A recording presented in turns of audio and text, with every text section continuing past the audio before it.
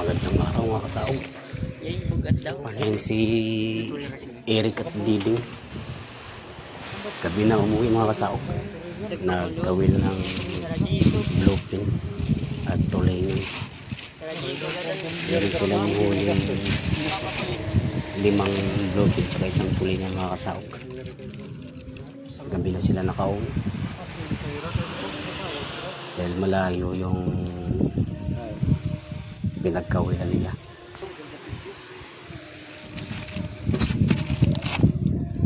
Eksakto lang sa gasolina siguro mga kasaog. Siguro sumobra konti. Ay mga kasaog, abangan natin yung mga nagpalawat pang iba.